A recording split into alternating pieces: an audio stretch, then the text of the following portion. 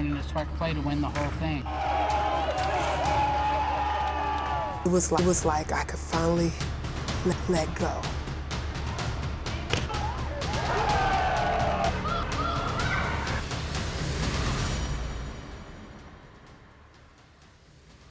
My name is Penny Lucas White. I'm the head women's volleyball coach at the Alabama State University. The past volleyball, where it was limited for women to play sport, period.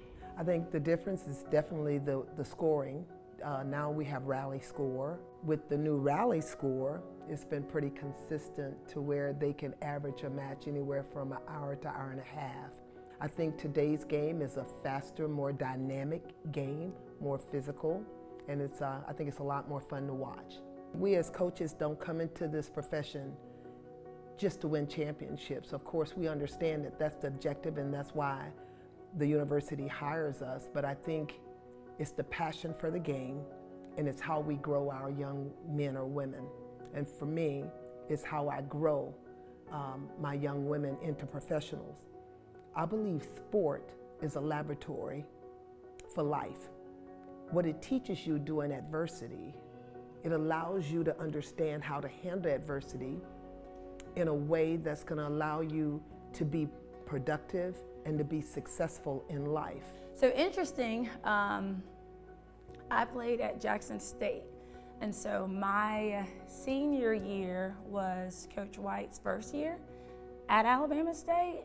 And I remember Alabama State kind of being the program, I'm just gonna be honest, that you kind of dread to come to. We didn't really see them as being a very competitive program. And my senior year, when Coach White got here, you can tell we played them like 4 times in one season, which is a lot. And every time they had like 7 people, but they kept getting stronger and stronger and better and better. And I remember saying to my assistant coach at the time, that lady is gonna change that program around.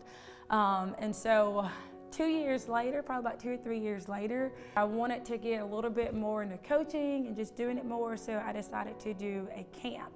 And the year I decided to do the camp was the year after that Coach White had they just won their first SWAC championship.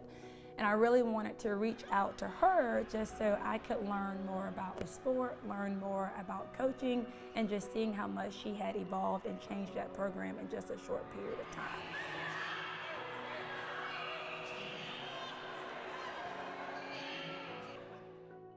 So I will say for sure for that, I think from the outside looking in, you could see how competitive the program had changed. But then once I got here and learned her style and her teaching, you would see that it's a lot more than just the X and O's and what people see on the court. So I think not just what I do, why I do what I do. I'm walking in my purpose. And what will happen and what is continuing to happen is as I continue to grow older, and all of my student athletes are now 30 and 40, it's incredible still hearing from them as they now have children that are playing, and yet I'm still in the gym. And so it's pretty awesome that I get to train my former players' daughters. So it's bigger than where I am in this stage of my life. I understand my purpose better now, and I walk in my purpose fully.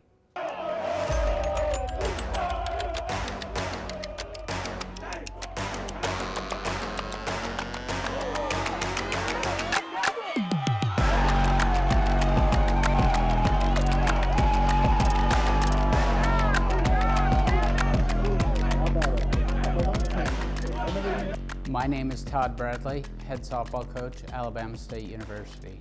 When I first started coaching, there wasn't as many resources. We had to do a lot of fundraising. We had to take care of a lot of our facilities and those kinds of things. I think that it's a sport that anybody can play, and it's not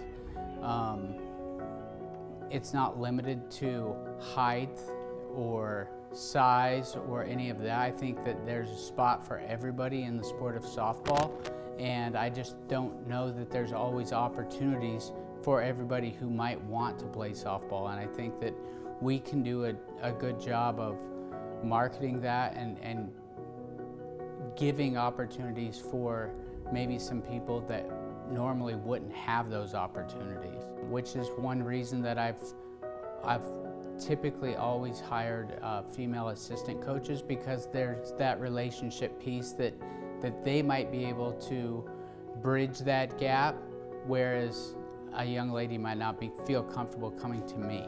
Just like they might not feel comfortable coming to their father or grandfather or legal guardian in certain situations, just because of the different sexes and not really having an understanding.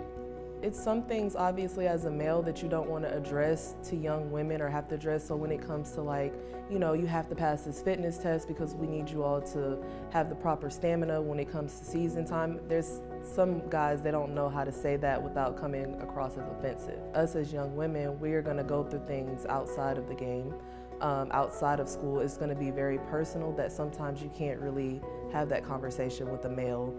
So that's just another thing, just being able to take care of them and their needs outside of the softball field in ways that, you know, a male coach probably couldn't tap into with them.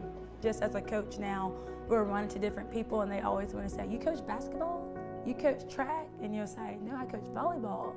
And they're not used to African Americans being involved in the sport. And so I would say a lot more now, you see more girls that look like me, you see more African Americans getting that opportunity and getting that exposure to the sport of volleyball. It's just stuff like that we just have to get better with, because instead of just judging and, you know, nitpicking about every little thing we do and don't have, find a way to help us out, especially because everybody wants to get behind minority softball players, but it's like you have to actually walk it before you talk it. That's what sport has done. It has broken barriers in the past for young women to get education, to come out of college debt-free, but to take a God-given gift and be able to train and play a sport that you love while getting a degree that's going to change the trajectory of your life. That's what sport has done. Little girls can dream to be a volleyball player, not knowing it can elevate them to being a professional later. So in the future, you can, there's no ceiling.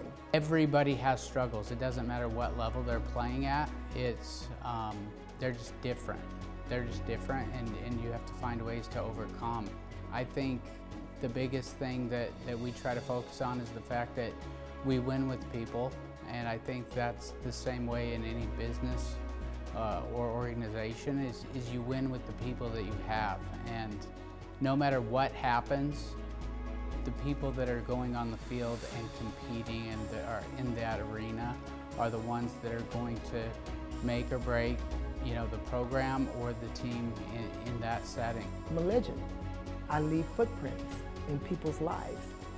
I don't want to just be remembered by the trophies that we won, but by the impact that I've made in so many young women's lives. And looking back, I understand whose shoulders I stand on, the shoulders of women that left the door open for me when they wouldn't allow women like me to play at all.